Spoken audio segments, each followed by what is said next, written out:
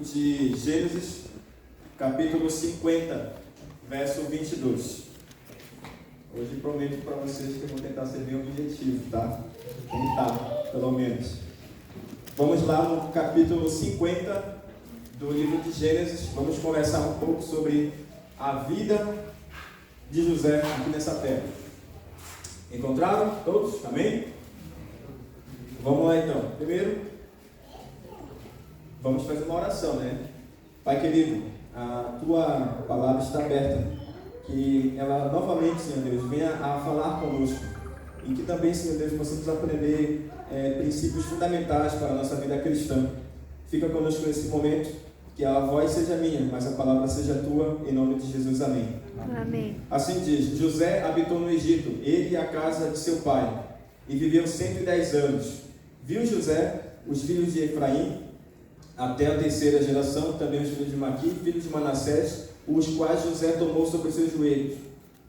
Disse José a seus irmãos: eu morro, porém Deus certamente vos visitará, e vos fará subir dessa terra para a terra que jurou dar a Abraão, a Isaque e a Jacó.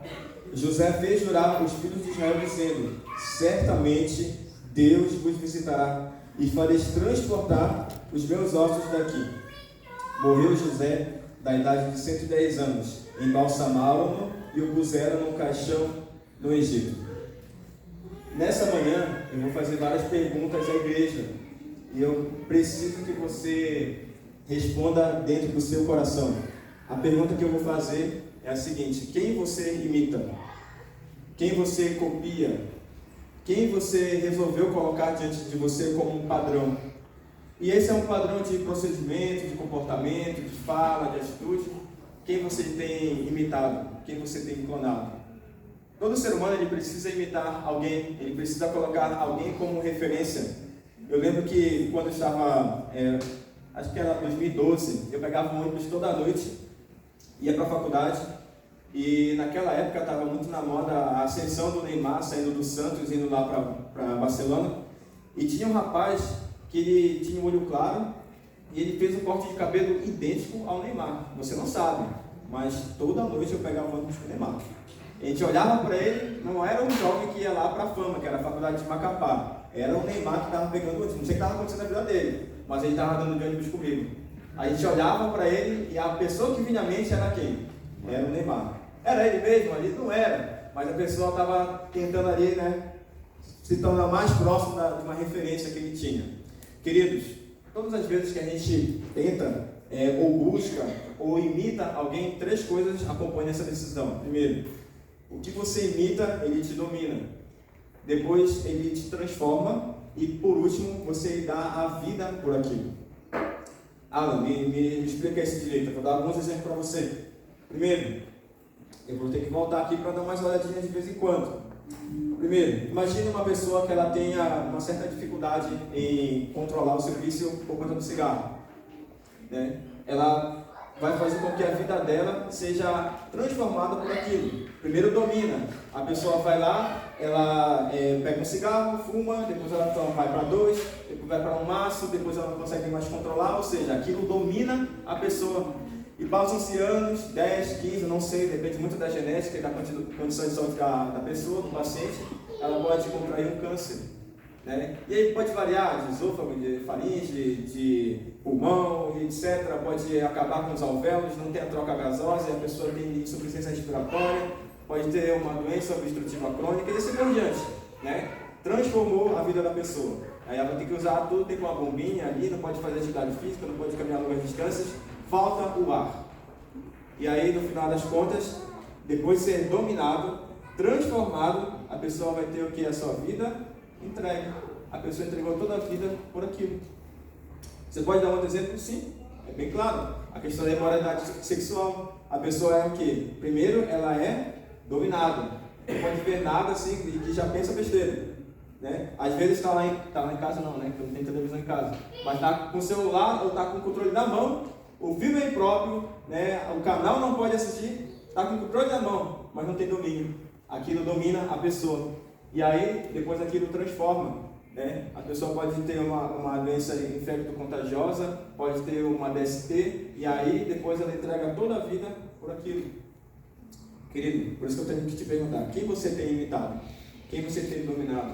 Às vezes, acontece, muitas vezes a gente vê nas notícias, no noticiário ali, a pessoa está no volante, está no controle da situação, mas deixa a emoção tomar conta de tudo, né? Avança com o carro, perde controle, tenta se vingar de alguma forma, né? E ela entrega a vida por aquilo. Quem você tem imitado? Quem você tem copiado? Quem você tem colocado como uma referência, um padrão na tua vida? Se hoje a tua vida findasse, o que ia ser guardado para outras pessoas? Qual o testemunho que você ia dar? Nós cantamos um hino agora há pouco. Eu estou tendo esse costume de pegar o hino mais próximo que se aproxima. Isso torna algo feio, né? Uma redundância, né? Um pleonasmo, né? Mais que se aproxima, enfim. Eu tento buscar assim, um hino que mais se aproxima da mensagem. E nós cantamos: para todos que me ouvirem, testemunha eu serei. Vou mostrar-lhes o caminho até Jesus. A gente tem feito isso. Tem sido o apelo, eu acho que no meu segundo ou terceiro sermão sobre o que eu trago aqui para vocês. Gostaria de compartilhar um texto com vocês de Ellen White, que diz assim, com anelante desejo, Cristo aguarda ver-se manifestado em sua igreja. Quando o caráter do Salvador for perfeitamente reproduzido em seu povo, então ele virá a requerer os seus. É o privilégio de todo cristão não somente aguardar, mas apressar a vinda de nosso Senhor. Ele não está falando que é o jovem que tem que fazer isso. Não está falando que é o Ministério da Mulher, os desbravadores, o pessoal da mordomia. Não, ele está falando assim, é o privilégio, é uma oportunidade, é o privilégio de todo cristão não somente aguardar, mas apressar a vinda de nosso Senhor. Estivessem todos quantos lhe professam o nome, dando frutos para a sua glória, e quão pronto o mundo inteiro estaria semeado com o Evangelho. Adonito, você leu ali, mas me explica melhor isso. É tranquilo, né? Qual é o nome da nossa igreja? Igreja Adventista do Sétimo.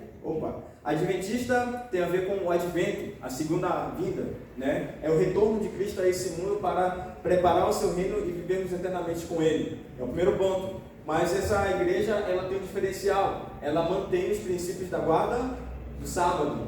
Não é que ela guarda o sábado, não, ela mantém esses princípios, né? Porque nós temos vários, mas esse não foi apagado ao longo da história completamente. Por isso nós temos que manter esses princípios. O texto de Ellen White, ele fala o seguinte para mim e para você hoje nessa manhã: estivessem todos comprometidos. É o nosso privilégio. Se a gente estivesse comprometido, logo Cristo teria voltado a essa terra. E comprometido, novamente eu vou trazer a esse ponto. Não é você sair aqui do bairro Brasil e até lá o Lençol pregando a toda São Bento. É você fazer apenas a sua parte. É isso. Quem você tem imitado? Agora você vai fazer o seguinte, você vai colocar Cristo como teu governador. Você vai colocar Ele como o teu espelho. Você vai olhar para Ele como se fosse um espelho, você vai ver teu reflexo, mas você vai ver mudanças. Você vai colocar Ele como referência. E o que a gente percebe nisso? Que às vezes o nosso temperamento, ele é muito explosivo. E isso vai mudar. Vou dar um exemplo para vocês aqui. Você gosta de futebol, os homens, né? Pelo menos eu espero que ainda seja mantido esse princípio dos homens. Você gosta de futebol. Antes de você jogar futebol, né, alguém não podia fazer uma entrada dura em você que você queria se ligar, você queria bater, você queria dar uma rasteira, você queria empurrar, dar um escorão. Um escorão a gente fala assim lá para cima, né, no norte. E aí vai, mas agora você é transformado, né? Você vai, o teu oponente está ali na frente, você não pode deixar ele passar, ele passa com a bola para embaixo das suas pernas. Aí você fala assim: vai em paz, irmão. Mas não é assim, mas você foi transformado. Vai em paz, irmão. Importa que o placar dele aumenta, que o meu diminua, mas eu não vi que isso não existe, eu sei que não existe, mas agora você é transformado.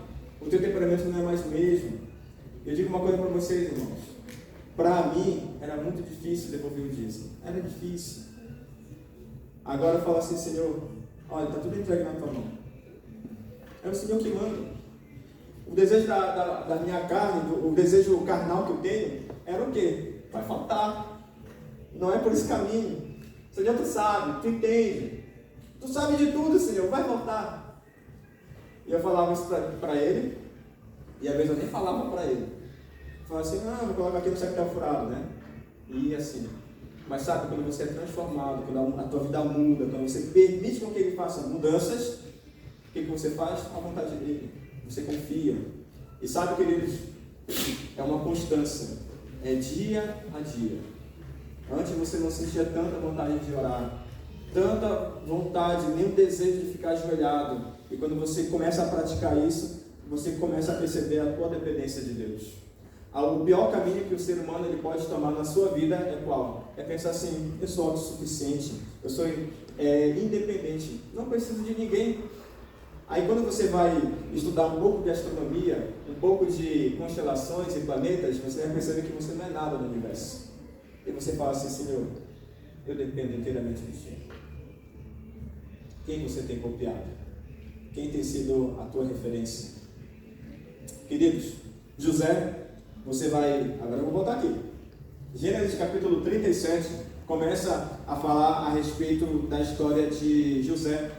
E esse homem, eu gosto sempre de procurar o significado dos nomes, né? Nós temos alguns Josés aqui, né, na igreja. E José significa aquele que acrescenta. Assim como ele acrescentou para o seu povo, ele também pode e vai acrescentar para a nossa vida nessa manhã. A gente não vai ler todo o texto, mas como eu já ouvi que alguns foram até Gênesis 37, tem algo diferente ali. Porque ele fala assim, ó, o verso 1, lá em cima está escrito assim, ó, José é vendido pelos irmãos. Aí o verso 1 do capítulo 37. Habitou Jacó na terra da peregrinação de seu pai, na terra de Canaã. Essa é a história de Jacó. Bom, ele não tem dois pontos para explicar. Ele coloca um ponto, finaliza esse período e o parágrafo continua. Tendo José 17 anos, apacentava os rebanhos com seus irmãos, sendo ainda jovem, acompanhava os filhos de Bila e os filhos de Zilpa, mulheres de seu pai, e trazia mais notícia deles ao seu pai. Opa, o que está acontecendo aqui? Não era para ser contada a história de José? Aliás, perdão, de Jacó? Essa é a história de Jacó, já começa a história de José. O que isso tem a ver? Será que quando Moisés escreveu, ele esqueceu que ele estava escrevendo? Aconteceu algo diferente? Ele não percebeu que ele perdeu o rumo ali? Não, porque o José era o filho preferido. O corpo era de Jacó, mas o coração era quem? Era José. O coração dele batia lá fora. Hoje eu entendo isso. Acabei de perder ele de vista, já estava procurando ele aqui. Está debaixo do banco. O coração batia lá fora. O corpo era de Jacó, mas o coração pertencia e era quem? Era José. Então, o que acontece ali, irmãos? José, ele era o preferido. E chegou um ponto que ele falou assim, olha, eu vou deixar Deus tomar conta da minha vida. Ele vai ser a minha referência. Naquela época, apesar de as pessoas não conhecerem a Cristo, o comportamento cristocêntrico já existia. E era em quem esse comportamento manifestava? Na vida de José. Então você conhece a história. Ele começa a ter posições e um olhar diferente de seu pai em relação aos seus irmãos. Os seus irmãos ficam com inveja. Olha, lá vem um tal sonhador, lá vem um tal adivinho, né? Vamos pegar ele, vamos vender, vamos jogar num poço, vamos acabar com a vida dele. Fizeram tudo isso. Estou só resumindo aqui a história. E aí então ele é vendido, né, como um escravo e aí é levado para o Egito. Quando ele chega no Egito, aí o que você pode pensar, né? Tá tudo bem, né? Agora eu saí da igreja, não tem nenhum irmão aqui, não tem nada de alguém para me condenar, ninguém, eu vou fazer, né? Viver o mundo. Mas não. José, assim como Daniel, lá na época do cativeiro, fez algo diferente. Ele manteve os princípios que ele tinha com seu pai. Então ele foi lá e sabe o que aconteceu? Ele pensou assim, olha, me venderam como escravo, sabe o que eu vou fazer? Eu vou dar o meu melhor. Ele foi colocado ali como escravo, tudo o que ele fazia prosperava. Inclusive a mulher do Potifar percebeu isso. Vou deixar ela aqui no cantinho, vamos continuar. Tudo que ele fazia prosperava. Aí o que aconteceu, né? O Potifar percebeu assim, rapaz, esse homem aí, vale a pena investir nele. Então José começou devagar. Vou só colocar uma alusão, a Bíblia não fala dessa forma, é só para você entender. Colocou na venda de bombons lá da cantina da universidade lá do Egito. E então ele começou a prosperar. E aí ele começou a tomar conta da limpeza ali da lanchonete. Depois ele estava no caixa, começou a tomar conta já de todo o negócio. E o negócio foi prosperando. E aí começaram a perceber o seguinte: olha, esse rapaz toma conta muito bem da cantina, né? Vamos colocar ele num cargo melhor, vamos colocar numa outra empresa, vamos colocar. E foi tomando conta de várias empresas, de vários empreendimentos ali, e falou assim: esse homem é diferente, né? Vamos então fazer o seguinte, vamos colocar ele ali como mordomo. Então o mordomo ele tinha que cuidar de tudo. Então o Potifar chamou ele e falou assim: olha, José, realmente, né, eu fui pesquisar ali nos livros, o significa Deus, aquele que acrescenta. Tu está acrescentando muito aqui para o Egito. Então eu quero te fazer um convite. E aí, José, pode fazer o convite.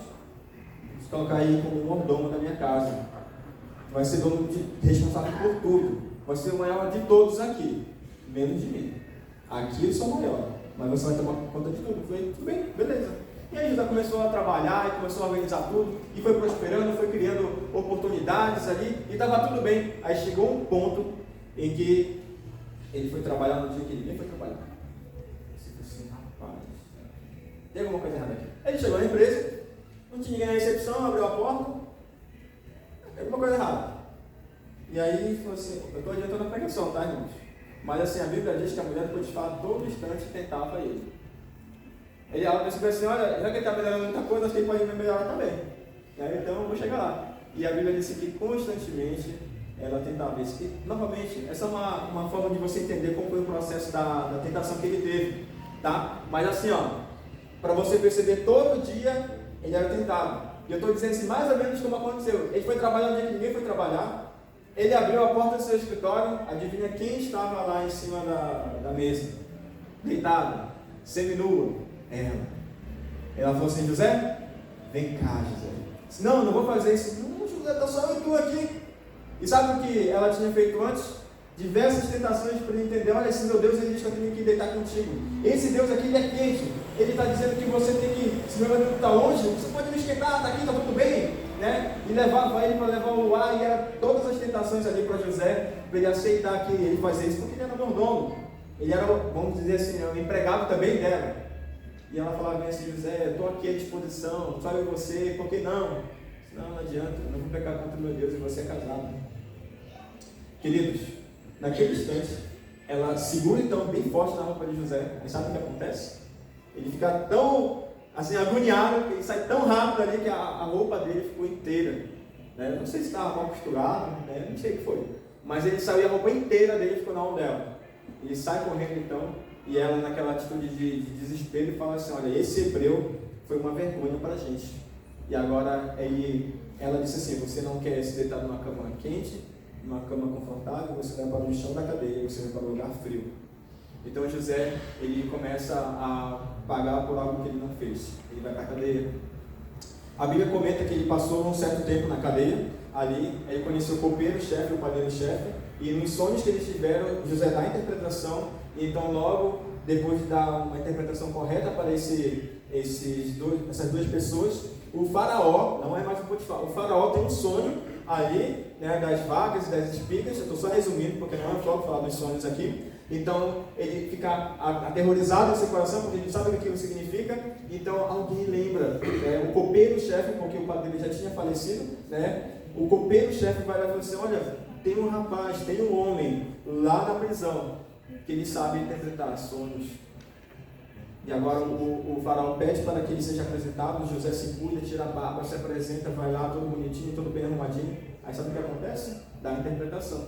Aí o faraó pensa assim: agora vamos convocar, né, os homens, os oficiais, os juízes oficiais, aquele que vai tomar conta aqui do Egito. E sabe o que eles perceberam? Que não tinha ninguém capaz, ninguém com conhecimento, ninguém que poderia de fato ali cuidar daquela situação. Havia muitas pessoas do sexo masculino lá no Egito, mas homem de verdade não tinha. E aí sabe o que acontece? José falou assim: vai acontecer isso, vocês têm que fazer isso, vocês têm que juntar nos celeiros todos os mantimentos e tal, tem que vender dessa forma. Quando a galera não tiver mais, quando o povo não tiver mais o dinheiro, negocie-se as terras, o Egito ele vai crescer, ele vai ter domínio, e vai ser dessa forma e vai dar certo. E aí então o faraó olhou naquele jovem que foi vendido como escravo, que ele colocou os princípios no seu coração, não importa o que aconteça comigo, eu posso ter meu passaporte carimbado como escravo, mas eu vou servir ao meu Deus nessa terra aqui. E então o faraó viu aqui e falou assim, não tem outro homem mais inteligente, mais preparado do que esse. Vamos colocar ele como governador aqui no Egito. Então ele se torna governador aos princípios e aos olhos de Deus. José, ele permitiu com que a vida dele fosse guiada por Deus. A todo instante, José, ele estava ali, muitas vezes sem saber entender o não de Deus. Senhor, eu sempre fiz a vontade do meu pai. Eu sou vendido pelos meus irmãos. Senhor, eu nunca fiz nada de errado. Eu sou jogado ali no poço. Eu sou humilhado porque eu fui vendido como escravo. Eu chego ali no Egito, não sei nem falar direito o idioma deles. Agora imagina, ele sozinho, numa terra que ele não conhece ninguém, não consegue se comunicar direito porque não tinha aprendido o idioma também. Não sei até que ponto ele passou fome, quantas vezes ele dormiu no chão. E aí ele começa a ter oportunidades. Ele se doa para aquilo, não porque ele queria ser alguém, é porque ele amava e guardava os princípios do Senhor lá no céu. E aí passa o seu tempo, ele começa a crescer, ele estava no apogeu, estava no momento ideal ali do seu crescimento, e ele vai para a cadeia. José, ele tinha todos os motivos para falar assim, Senhor, eu cansei, eu não quero mais. E sabe, às vezes, quando a gente está tão próximo de Deus, e eu falei isso na sexta-feira retrasada, a gente está tão próximo de Deus, a gente ouve a voz dele, e vai se aproximando, e aí Deus começa a ficar calado, fica em silêncio. Eu acredito, irmãos, que com José não foi diferente. E quando a gente fala assim, não pensa que foi um ano que ele passou por esse processo. Foram alguns muitos anos. E aí, queridos, José chega como governador. E agora, o que o coração enlutado, o coração com desejo de vingança, gostaria de fazer, né? Era simples. Agora, vamos lá, né? Vamos pegar os relatórios, vamos pegar a mulher do Potifar, vamos levar ela para não tinha sinédrio, né? Vamos levar ali para o juiz, vamos levar para os tribunais, e agora vamos colocar, né? Porque a minha honra foi manchada, vamos se vingar. É assim que a Bíblia diz? Não. Você nunca mais ouviu falar da mulher do Potifar. Assim como Cristo foi vendido, José também foi. Assim como ele se tornou uma espécie de salvador para o Egito até aquele instante, Cristo também foi o salvador para o seu povo, mas ele foi rejeitado. Assim como também Jesus foi tirado, arrancado as suas roupas, José também foi. E agora Jesus, ele perdoa. E sabe o que acontece também? Lá na cruz do Calvário, ele perdoa. Senhor, perdoa-os porque eles não sabem o que fazem. Agora você vê José, ele nem faz o quê? Nem se lembra da mulher de Potifar. E então chega aquele momento, né? O período da fome lá no Egito. Agora os povos vêm e ele reconhece seus irmãos. E você conhece a história do Benjamim, da Tássia, que vai ali nos mantimentos, eles vão atrás e tudo mais, e pede para seus irmãos ficar presos, depois ele se revela aos seus irmãos, pede para vir o pai também buscar os pais, vai às carruagens também, e sabe o que acontece? O coração amargurado, com rancor, com ranço, sabe o que ele faz? Vamos lá, chama lá os 10 irmãos dele, né? Vamos lá enfocar todo mundo. Vamos lá, eles me jogaram lá, né? Eles fizeram com que eu viesse a sofrer, eles me maltrataram. Sabe o que José faz?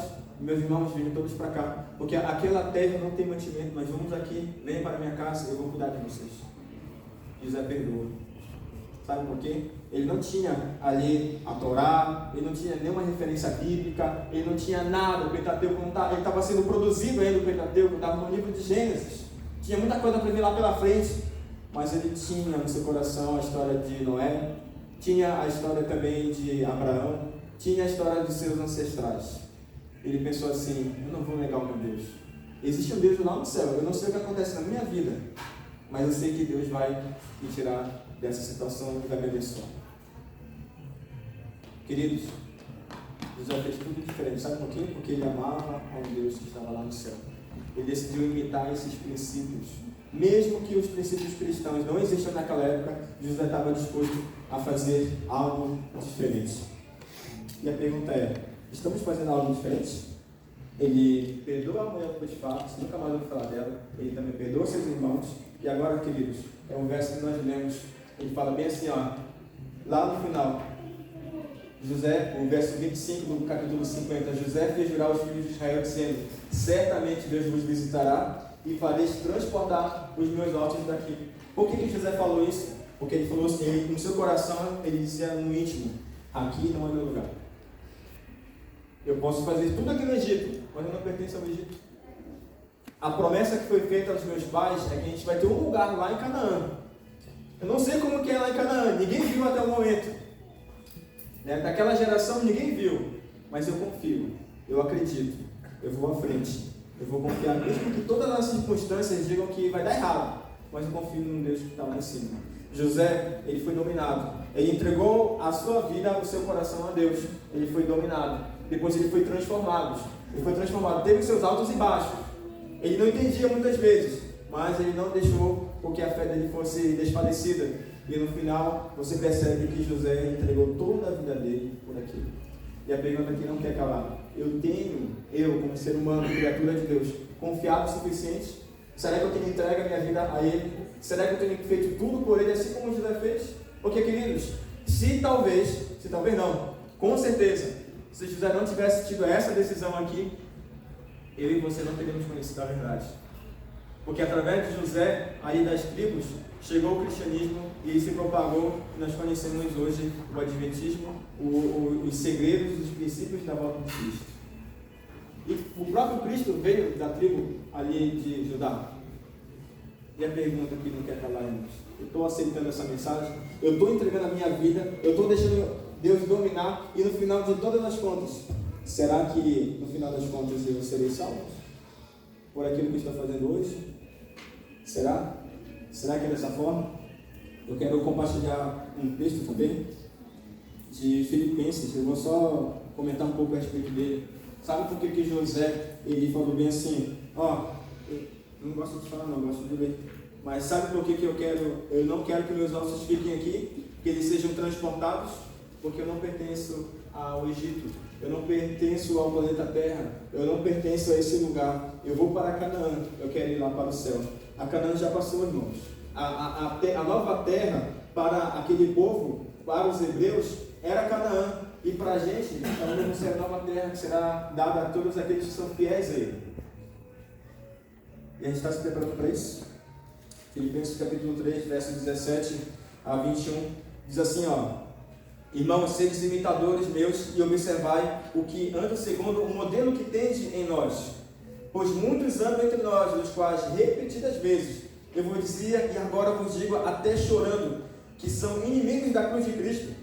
O destino deles é perdição, o Deus deles é o ventre e a glória deles está na sua infâmia, visto que só se preocupam com as coisas terrenas, pois a nossa pátria está nos céus, de onde também aguardamos o Salvador, nosso Senhor Jesus Cristo, o qual transformará o nosso corpo de humilhação para ser igual ao corpo da glória, segundo a eficácia do poder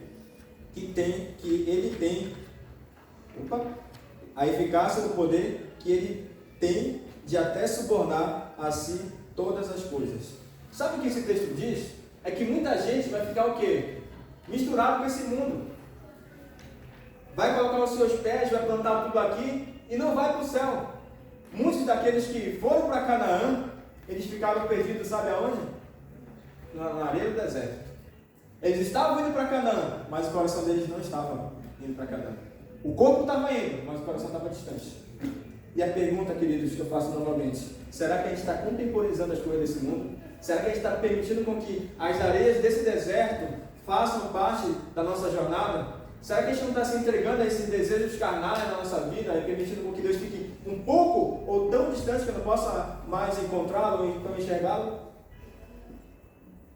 Quem você tem imitado? Tem um texto que eu acho muito interessante de Ellen White, que eu carrego durante muitos anos da minha vida. Diz assim, você deve conhecer também: a maior necessidade do mundo é a de homens que não se comprem e nem se vendam. Homens que no íntimo do seu coração sejam verdadeiros e honestos. Homens que não temam chamar o pecado pelo seu nome exato. Homens cuja consciência seja tão fiel ao dever como a bússola é ao polo. Homens que permaneçam firmes pelo que é reto, ainda que caiam os céus. Sabe, queridos, hoje, se a gente perceber, obrigado pela referência, é o desejo de Deus, não de hoje, mas de muito tempo.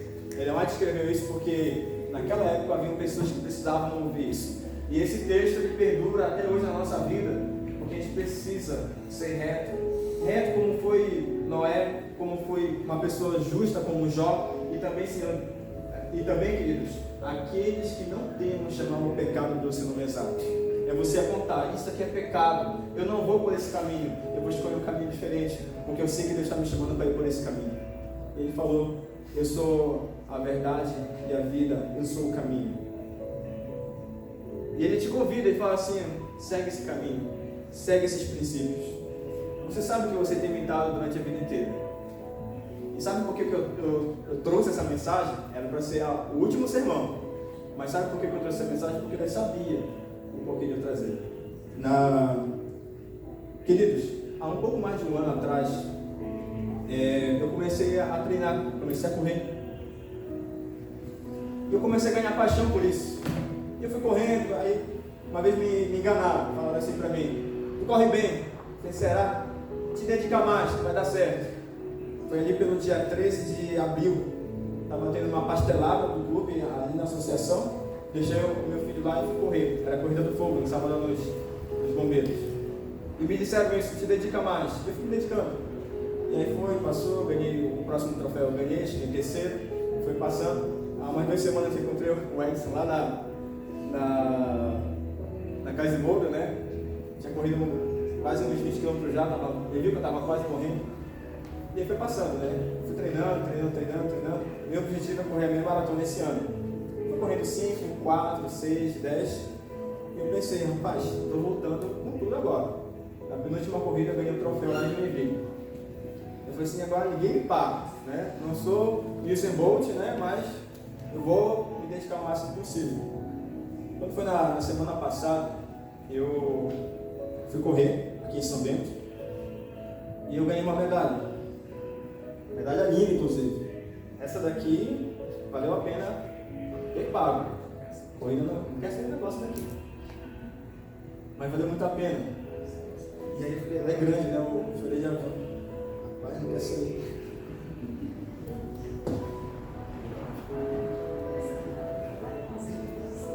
Ele entrou, vai ter que sair. E eu recebi essa medalha. E aqui está escrito Sony Training e Alcance, da Loop Room. Eu nem sei direito do que era essa loja, mas fui descobrir que é uma de material esportivo. Portador? Oi? Portador. Ó, nem sei direito ainda, né? O Jurei tinha me dito já. Irmãos, ganhei essa medalha aqui. Tinha me preparado, no sábado passado à noite eu fui correr, treinei 5 km, eu falei assim, olha, eu tô bem. E aí quando eu fui correr de manhã cedo, geralmente eles marcam um momento às 7 da manhã. Era 5 para as 7, eu sempre penso nele quando eu vou correr. Eu falei assim, Senhor, tu sabe que não é por mim. E aí eu falo com Deus também, eu vou dar o meu melhor. Eu estava correndo bem, passei os 3 km ali, dei a volta, era 6 km, eu fui correndo. E correndo, falei assim, agora vai. Eu olhava no celular para ver quanto estava o tempo por quilômetro. Eu falei assim, estava 3,46, 3,50 assim, e eu tentando baixar mais ainda, e correndo, falei assim, vai dar certo, eu vou ganhar o troféu. O troféu era lindo. E foi. Eu não sei o que aconteceu. Quando eu lembro que eu fechei o olho, e quando comecei a ouvir alguma coisa, as pessoas perguntavam, como que é o teu nome? Eu falei, tá, o que está acontecendo? Está te levando para o hospital. Estava dentro da ambulância. E eu não sabia se eu tinha completado a prova, se eu tinha caído, não sabia de nada. E aí, eu falei assim, me leva para o Rio Negrinho. Disse, por quê? Porque eu trabalho no hospital. Eu vou ficar com vergonha depois. Eu disse, não, já, você está chegando já. Eu falei, tá, como é que é teu nome? Teu data de nascimento. E eu ia falando, irmão, você levantava meu braço assim e voltava. E assim, eu não sabia nem onde eu estava, quando eu estava indo direito, eu lembro de pouca coisa. E até aquele instante eu não sabia que eu tinha completado a prova. Eu caí exatamente na linha de chegada. Coloca. Não estava programado isso, ele já está querendo que eu passe vergonha também aqui. Eu cheguei ali nas últimas mesmo. Eu não sabia o que tinha acontecido. Para mim, eu tinha caído perto da NC, da Catarinense ali. E eles... Aqui eu estou quase caindo. E a outra eu estou no chão. Tem essa estrutura de metal que está aqui embaixo. Eu não sei se eu bati a cabeça lá, ou então se eu caí com a minha lombar ali. Eu sei que, como eu estava com muita adrenalina, até o ponto que eu cheguei, Eu não sentia dor, não sentia nada, eu estava muito ofegante. Eu puxava o ar e não vinha, não sabia o que estava acontecendo comigo. E aí, quando eu estava na sala vermelha da emergência, o médico veio depois de mais ou menos uns 15 minutos que eu calculei ali. Ele não pode demorar o atendimento lá, então eu já queria abrir meu ouvido ali. Aí eu caindo já, né? E aí, ele perguntaram meu nome, todo mundo me conhecia. Eu não reconhecia a voz de ninguém. Mas tem uma técnica de enfermagem que ela é do Ceará. E ela fala meio assim, meio enrolada que ela fala, né? A Chiquinha, a Francisca. E eu ouvi a voz dela e falei bem assim, Chiquinha, pega meu celular. O que tu quer? Eu falei assim, coloca assim, né? E manda mensagem pro Fabiano, porque eu tinha um compromisso no clube depois. Eu ia terminar a corrida, isso era pouco menos de 8h30 da manhã. Estava no hospital ali, falei assim, o que tu quer que eu diga? Diga que eu estou aqui. Aí ele pensou até que era brincadeira depois, né? O Fabiano não confia direito em mim ainda. E aí foi, e eu não sabia o que estava acontecendo ainda. Eu abri o olho, eu via as vozes e não reconhecia ninguém. E colocaram soro, fizeram vários acessos em mim ali, tomaram soro de mil. Aí eu pedi para chamar o médico, eu estou com dor na coluna. E uma das coisas que mais me tocou aí naquele instante, eu falei assim, eu não posso ficar doente, porque não tem ninguém para cuidar de mim. E se acontecer alguma coisa comigo agora, o que vai ser do meu filho? Irmãos, eu estava correndo. Eu só lembro de ter fechado o olho e nada mais aconteceu. Talvez essa é uma morte que eu gostaria de ter, porque não senti dor, não senti nada. Eu literalmente apaguei. Alguém foi lá, baixou o disjuntor. Eu não sei o que aconteceu, não tem explicação. E ali no meu coração eu falei assim, o que eu fiz na minha vida? Eu fiquei refletindo e várias vezes pensando, será que eu não me entreguei de fato? Será que eu vivi sábado o suficiente? E a minha vida aqui na igreja, né? Eu estou procurando me dedicar ao máximo que eu posso, fazendo o possível para que eu honre o cristianismo que eu defendo. E eu fiquei pensando, será que foi o suficiente isso? Até que ponto?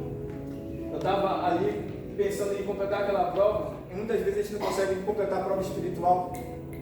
Eu falei assim, Senhor, eu vou continuar fazendo as coisas diferentes. Isso daqui não foi para mim, foi para vocês. Porque esse sermão de hoje era para ser há mais ou menos 2 semanas atrás quando eu preguei. Há quase um mês atrás. Não era para hoje.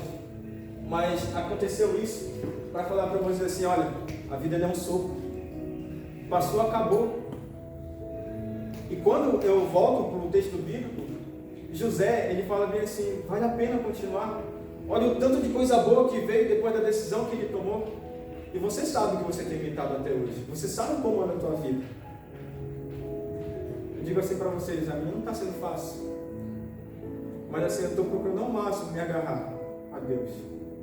Não é fácil. Essa semana eu vi o episódio quando a mulher estava com fluxo de sangue. Ela falava bem assim, eu não quero contaminar ele, eu quero só pegar na orla das suas vestes. O pastor falou o nome daquele adereço que vai ali nas vestes do judeu.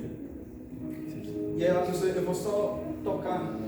E o filme deixa muito claro no momento que ela estica a mão, ela se joga, se lança. E Jesus fala assim, alguém tocou em mim. De mim sai o poder. Ela fez o que estava ao alcance dela. Isso aconteceu comigo. Eu estava nesse estado. Essa semana eu fui ontem. Eu fiquei no soro na segunda, na terça-feira, e na quarta-feira eu falei assim, eu não vou mais ficar no soro não. Eu comprei uns anti-inflamatórios e ontem eu fui conversar com o Juarez. E ele falou assim, você ainda está pálido ainda. E ele falou assim, eu estou descansando o máximo que eu posso, eu não estou bem ainda. Mas eu digo assim para vocês, irmãos, às vezes a gente não está bem ainda. A gente não está legal, mas Deus ele quer que a gente continue. Que a gente não largue a chuteira, que a gente não largue o bastão, ele quer que a gente continue. Tanta gente sofreu lá atrás. Diz assim, eu vou defender a verdade do Evangelho. Eu vou fazer o máximo. E o que eu falei para vocês no início, de você apoiar os projetos dessa igreja, eu digo novamente, apoie, porque isso dá um realmente está na nossa vida. Eu não sei o que você tem defendido, o que você tem escolhido, ou se você tem dividido a Jesus, como eu falei no último sermão quando Pedro fez isso, porque ele ficou na dúvida. Mas ele te faz um convite novamente. Coloca aquele hino lá, vencedor a cada dia. vai cantar.